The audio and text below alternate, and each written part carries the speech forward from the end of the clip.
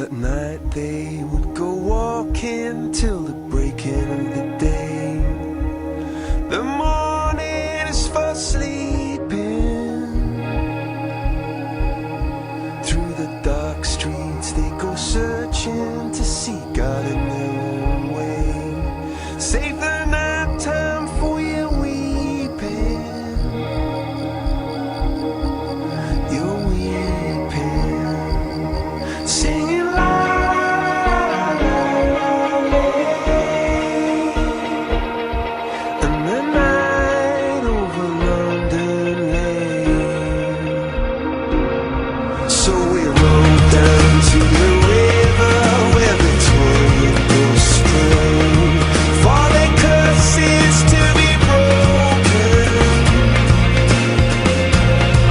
we go underneath the arches where the witches are in the sea. There are ghost towns in the ocean.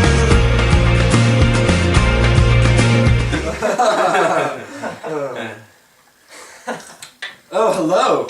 Didn't see you there.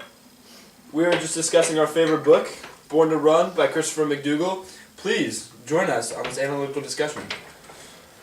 So, what was your favorite part of the book? Well, my favorite part was when they're playing the ball game, and what it is, it's a combination of soccer and cross country. So, like on, I think it's page 45.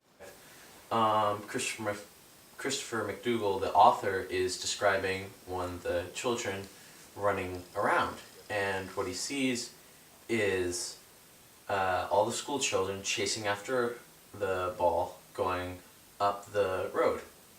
Now I think this is my favorite part because it describes the lifestyle of the Tarahumara, just because of how they're more free. They're not confined to the same rules that, you know, playing regular soccer would be. Right.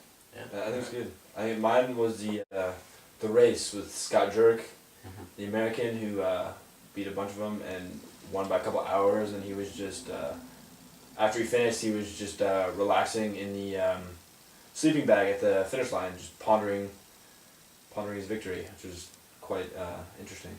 Yeah.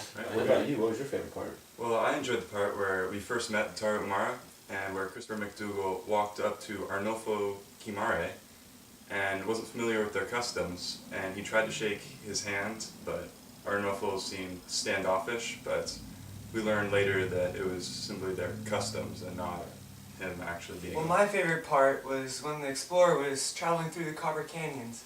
He didn't have enough energy to make it up to the top, so he actually collapsed, and the Tarahumara helped him out by providing him with a drink they call chia fresca, and that basically supplies him with enough energy to make it through the rest of the day without having to eat anything. Yeah. It was. Yes. Definitely interesting. What do you think of the lifestyle that they live? It seems we live in a very modern, technology-based society. It was kind of interesting to read through the book and see how they were secluded from technology and modern things, but still found happiness in stuff just being normal stuff. Running. Like one of the major points in the book was the sort of laid-back lifestyle of where they don't have a market-based economy. Like they don't have money; they just have favors for each other. They barter and trade. Yeah. They also trade their cherished corn beer. Yeah. Yes. They drink quite often.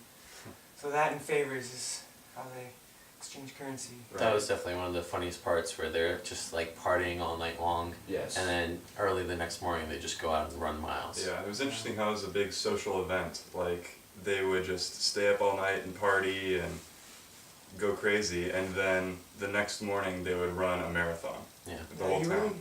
You really see a difference between the Tarahumara runners and the runners from the rest of the world, where Tarahumara party the night before the race, and they're so relaxed and laid back, yet they still seem to win a lot of races, and shows something about their culture. I see that goes with their customs too. Like at the parties, it described. Let me see. On page, I think 134, the dancing and the music they would make that was custom to Mexican tradition. Because as we learned in the book, that the Tarahumara are from like a mountainous the area Copper in Canyons. Copper Canyons. Yeah, in, definitely. southern And Mexico. and one thing I also thought was interesting is how they're so shy that literally they Right. run from all their problems. So it's only when they're completely wasted are they able to like make any social interactions, and that's when they become brazen. So they keep True. all their Right. emotional problems inside until they party. Right, Do you- that seemed like a big part of their culture was running away from their problems Right. and receding deeper into the Copper Canyons to avoid like modern society. Yeah, and it's how modern society, we run to be fit. Yeah, in our they're society, right. they're Yeah. fit to run. Like, Right, yeah. You know, I found it pretty depressing how the Mexican government is trying to build roads into Tarahumara land, and that's basically what the Tarahumara is hiding from, is this modernization of their culture. And I just found it depressing how one of their villages got completely modernized and they weren't ultra marathoners anymore. mhm. They lost that ability. So Right. definitely one of the main points in the book Well, is Yes. not Yeah. changing their culture. That's one of the sad things too, is that there's nothing they can do about it because they don't own the land, yet they are nomadic towards it, and they attribute their heritage and Exactly. ancestry to the land. Right, and it was interesting how the one Tarahumara village was modernized. Like, it started off with just, they built a road near the village, and that road was, like, gave access to modern Mexican society, so inadvertently it modernized them, that single road. Yes. Yeah, Yes. and you would think that it would help, but it actually doesn't. Like they lose their lifestyle of Their running. culture, right. Yeah, and they become more intertwined with the drug trade reason that's around there. Because there are roads, it's easier for the Right. drug lords to get in, and it's worse for the Tarahumara. Right. What do you guys think of the big part of the book was the comparison between our modern like Nike shoe type running towards the Tarahumara who can run over 30 miles a day in the jungle just completely barefoot, Sandals, yeah. and some of us can't do that on a flat road Yes. with Yeah. running shoes. Well, you see, that's what the rest of the world is meant to run like, barefoot. That helps your form, and it's better for you to run that way. But as you said, Nike has come out with these all new types of running shoes with all this cushion, and it's just completely ruined our running form, and that's why a lot of the reason why we get so many injuries when we run. That's the other thing I found interesting was that the Tarahumara run more than any average person here, and You would think they would get you injured think more. they would be more injured, but they turn out that they're Yeah. more fit and more vivacious people because of their running. Right, and it was interesting how the new shoes with their cushioning made your feet weaker, which in turn led to more injuries, which Yeah. can sort of be related back to how the Tarahumara have kept their culture by, without the, cushiness of their, basic food and culture has really kept them healthy and happy through all the years. They don't need modern Yeah. comforts. I'm sure through like all their running and stuff, their feet have become really strong too. Where Yeah. like Right. a little rock that would like say cut one of our feet, that just is nothing to them. Right. Definitely. New doesn't always mean better. That's true. Well, let's talk about the characters a little bit. Who are some of your favorite characters? Mine personally was Caballo Blanco because he was this weird guy. He was an abnormality. He's this guy from Colorado. His dad's in the armed forces, and he just kind of like goes from place to place, drifting around. He's a boxer, and eventually he winds up in Mexico, trying to catch a peek at this elusive Mexican Indian group, and he just basically nose down goes through this really dangerous part of Mexico looking for these people. And what's really interesting is his characterization reflects so differently from the Tarahumara, where Caballo Blanco is Right. loud and crazy all the time. The Tarahumara are these shy, quiet Indians that run away from everything. Right. I did find it pretty interesting how the Tarahumara eventually accepted him as one of their own just because he practices the same customs as them and He lives with them. assimilated into their culture. Yes. Yeah. I kind of like Scott Jerk, the American, just because I found him humorous because he kind of fulfilled the track stereotype as I'm sure Jake knows track runners Yeah. when they're arrogant, Yeah. kind of cocky, like I'm faster than you, I'm gonna beat you, and then on 223 when Scott Jurek wins the race and lays in the seat back for 6 hours, he is arrogant and cocky and fulfills the American stereotype of Yeah. a track runner. I mean, yeah, that's for the most part. I don't think like arrogant, but like he's so in tune with his competition. But at the same time, he's also learning from different running styles. Like I would say that Scott Jurek is different from most of the runners. While they are cocky and arrogant, Scott Jurek sometimes, like when you're staying at the sleeping bag, it wasn't to make fun of him. It was to like cheer them on. Yeah. But yeah. Right, well, my favorite character was Arnolfo because he was sort of the best Tarahumara runner, and he was at the peak of his like running and shape and stuff. He won the final race, pitting the Tarahumara against Scott Jurek and the Americans. So he really proved that the Tarahumara culture really is, what makes Tarahumara runners so great.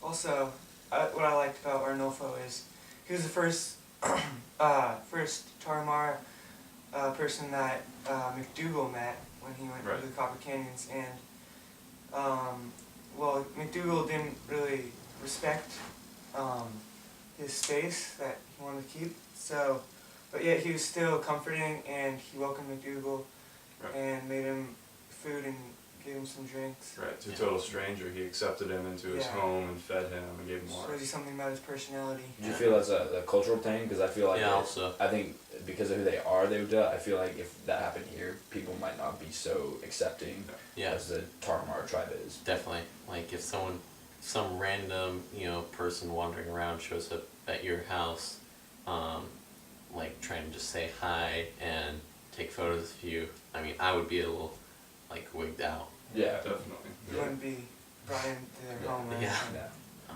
So, what are you guys' impression on this book? Did you like it?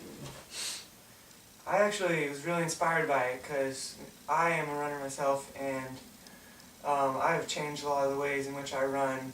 Like, I've been doing more barefoot running to help improve my form. Picked up on that through the book, and it's just inspired me to run more and worry less about the fame that comes with running. If you do well, just run because you like to run.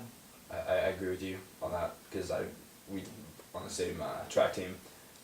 I find it interesting how they, from a track perspective standpoint, it's kind of a handbook and it gives you different tips and stuff and techniques to try. So I thought the chapter about the form and stuff I thought was important, and you can learn a few things from it.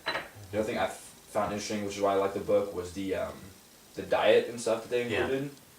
Especially for the track runner, like we always get tired after workouts. The chia seeds drink, I was kind of curious to try it, and it worked pretty decently actually. Yeah. It tasted kind of weird though, but other than that, Yeah, it's a texture thing. Yeah. Yeah. Just make sure you add enough sugar and lemon to it. You're good. But yeah, it definitely gives you energy. Like, as someone that's not really a runner, I found it really interesting to learn about, the Tarahumara, these people that are, like, kind of isolated from society. That was interesting. I honestly thought, like, most of the middle portion of the book was kind of dry, because it's more about the technical aspect of running, and it's not all about the Tarahumara, but at the same time, they're a major portion of the book. Well, it really made me, I'm not a runner myself, but it made me almost want to run because it talks a lot about how, like, humans evolved to be long-distance runners, and it talks about the health benefits of running. So, I thought it was really interesting. Yeah, it was definitely a good book to read. Yeah, definitely. Yeah. There are parts for runners, and they can turn people into runners too if they enjoy the book. There's something for everybody. Right. Yeah. Honestly. What else? I mean, besides, like, there's so many good parts in the book, it's hard to decide just one favorite part, but, I mean, the overall message is something that varies from person to person. For me, I think that the message of the book is that, each of us has a calling, and that we need to fulfill that. And for humans, everyone has that same calling that we're, born to run. So I thought that was really interesting. Yeah, it was different to see a new perspective on running. What I took away was that the Tarahumara maintained their culture, and that was the most important thing to them. So I thought that was, great how they just did what they really wanted to do, and they love running, and that's what they want to do. So yeah. I think going back to what Matt said, that is right. Everyone can take a different message out of this book. How they give the call to running, and then their road of trials with all their actual running, different trails and stuff, where they run away from their problems and find maybe a more healthy way to release that frustration and emotions through something that can be beneficial to themselves rather than projecting it on others. I think it's a good message. Definitely, and it was what I like most about the book is that Christopher McDougall, reads about this really interesting group of Indians. He goes down there, he learns so much, and then instead of keeping it hidden to try and preserve them, he tells the entire world about them, trying to change the entire world, share the style of share what he learns from the Tarahumara to the rest of the world.